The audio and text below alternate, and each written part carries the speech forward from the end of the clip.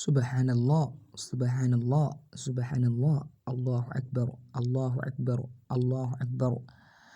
Wannan wani bawan Allah kenan da bidiyon sa yake trending a kan social media, yayin da mutane suka ta'allaka akan cewa wannan bawan Allah mala'ika ne ya ainihin ziyarci ɗakin Ka'aba da ke garin Madina domin gudanar da shi ma ɗawafinsa.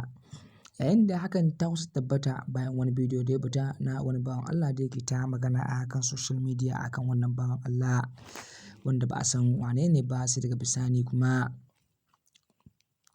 wancan bidiyo ya fita.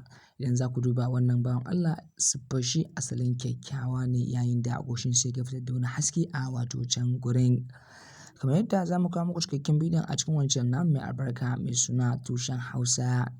Abin zai baka mamaki idan ka tsaya kalli har ƙarshen wannan bidiyo. Tabbas akwai darasi a cikin wannan lamari a cikin wannan bidiyo. To mai sauraro, amma kuma kafin cikakken batun da Allah, idan wannan shine zuwanka na farko, ka samu ka danna mana subscribe, kana ka danna mana alamar ƙararrawa, domin hakan shine ba ku damar samun zafafan labaranmu da ingantattu kuma da zarar mun ɗora. Samu gode ku zauna ku shirya tsaf domin saurara cikakken wannan bidiyo a wannan channel namu mai albarka mai suna tushen Hausa. To mai sauraro, idan ba za ku manta ba, wannan bidiyo na trending ne akan social media, yayin da wani bawan Allah ya wallafa cewa wannan bawan Allah ana tunanin mala'ika ne ya zo shi ma ya gudanar da ɗawafinsa a garin da ke Madina.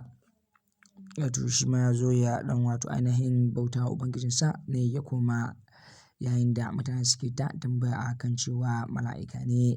Idan za ku duba a social media a wannan satin, bidiyon wannan bawan Allah ya yi trending sosai yadda ba ka zato, yayin da mutane suke ta magana sauki burutsu a kan wannan bawan Allah, wanda da ƙarshe za mu kawo muku cikakken batu da kuma bayanin wannan bawan Allah. Ni kaina wannan bawan Allah farkon da na gan shi a ainihin social media yana ta trending, da kuma bidiyon da za nuna muku. Wannan bawan Allah asalin kyakkyawa ne, saboda abin zai baka mamaki da yanayin ɗaukar bidiyon da aka yi, da kuma irin shining ɗin da bawan Allah yake yi, da kuma irin idanuwansa da fararen gashinsa.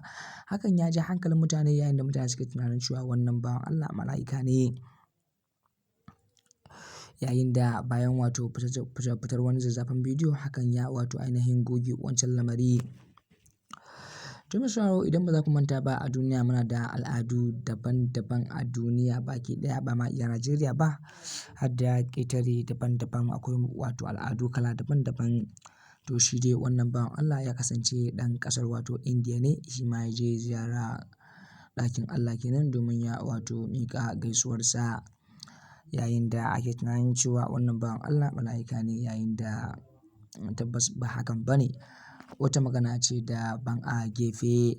Yayin da bayan binciken da aka ainihin tsawaita akan wannan bawan Allah, sai aka tabbatar da cewa bawan Allah ma ɗan Daudi ne a ƙasar ta Indiya, yayin da sunan wannan bawan Allah Talash, idan ka duba kan shafinsa da ke TikTok, shahararren shi wannan bawan Allah kasance shahararren ɗan rawa ne a ƙasar ta Nijar. Kawai dai namiji ne ya ainihin canja halittarsa ta koma mace, yayin da za ku duba bawan Allah yana da mama a ƙirjinsa, nono kenan, yayin da hakan ya ta haihu da mutane hankali a kan wannan batu, yayin da ake tunanin wannan bawan Allah zaɓaɓɓe ne daga cikin mala'ikun da Ubangiji Subhanahu wa ta'ala ya creating, ya ainihin kawo ziyararsa, sai kuma suka ji wani labari daban. Ni kaina abin ya ɗan mamaki da ake faɗa min cewa gashi a kan wannan bawan Allah. Abin ya ɗan mamaki, sai da na je ainihin shafin na TikTok, shafinsa mai suna Talash, to na duba na tabbatar da cewa wannan bawan Allah na gansa, sai rawa ke na tabbatar da cewa wannan bawan Allah ba wai hakan da ake tunani ba ne. To mai sauraro, anan za mu kawo ƙarshen shirin namu yau. Kar ku manta danna mana subscribe, kana ku danna mana alamar ƙararrawa, domin hakan shi ne ba ku damar samun zafafan labaranmu ingantattu kuma da zarar mun ɗora.